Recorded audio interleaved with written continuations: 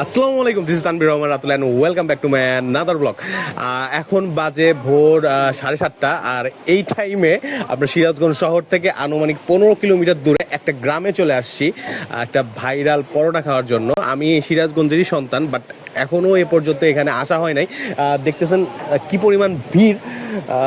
এখানে আসলে পরোটা পাওয়াই দুষ্কর হয়ে দাঁড়িয়েছে। অনেকক্ষণ দাঁড়ানোর পরে তারপর আমরা পরোটা অর্ডার দিতে পেরেছি। এখানে আসলে মূলত প্যাচ পরোটা বলে আর কি। সো সেটা কেটে কেটে কেটে কেটে দেওয়া হয়। এখানে দুই ধরনের পরোটা পাওয়া যায়, একটা 80 টাকার আর একটা 40 টাকার। সো সেই পরোটাটা কেমন, কিভাবে বানায় আর কেন ভাইরাল, সেটাই আজকে আপনাদেরকে দেখাবো। সো আর দেরি না করি, আসুন যাওয়া যাক। ভাটপেরি এটি সিরাজগঞ্জ জেলার সদর উপজেলার সোনগাছা ইউনিয়নের একটি গ্রাম। এটি ভৌগোলিক অবস্থানের কারণে প্রায়ই নদী ভাঙ্গনের শিকার হয়ে থাকে। এ এলাকার অধিকাংশ মানুষ শিক্ষুস্থী।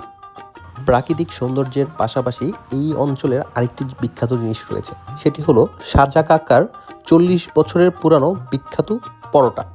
আজকাল তো নেট দুনিয়ার কল্যাণে এই পরোটা রীতিমতো ভাইরাল।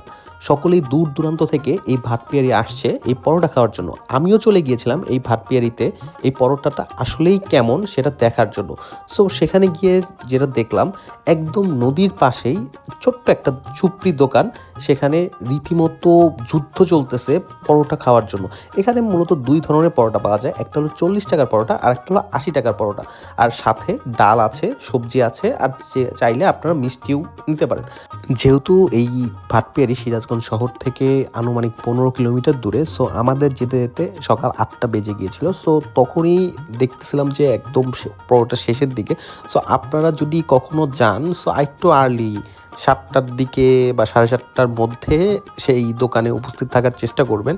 আর এখানে এমন একটা অবস্থা ছিল যে সব কিছু শেষের দিকে, ডাল সবজি প্রায় শেষই হয়ে গিয়েছিল, এবং ডিম যে ভেজে দিচ্ছিল তারা, এই ডিমের জন্য যে পেঁয়াজ মরিচ এগুলোও ফুরিয়ে গিয়েছিল। মানে তারা আসলে বর্তমানে এতটা পরিমাণে ভাইরাল হয়ে গিয়েছে যে তাদের চাহিদা কেমন সেটাও তারা বুঝে উঠতে পারতেছিল না। বর্তমানে ঈদের জন্য অনেকে নানান জায়গা থেকে সিরাজগঞ্জে চলে এসেছে, সো ভিড়টাও বর্তমানে অনেক বেশি।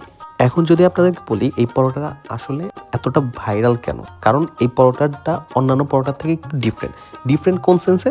ডিফারেন্ট এই সেন্সে যে নর্মালি অন্যান্য হোটেলে পরোটার সাইজ কেমন হয় বা পরোটার প্রাইস কেমন হয়, 20 টাকা 10 টাকা, এবং মিডিয়াম সাইজের বা ছোটো সাইজের যেটা একটা বা দুইটা খেলে মানুষের পেট ভরে যাবে। বাট এখানে একটা পরোটাই অনেক বড়, মিডিয়াম সাইজের যেটা, সেটার প্রাইস হলো 40 টাকা করে, আর যেটা সবচেয়ে বড় সাইজ সেটা তার ডবল সাইজ 80 টাকা করে।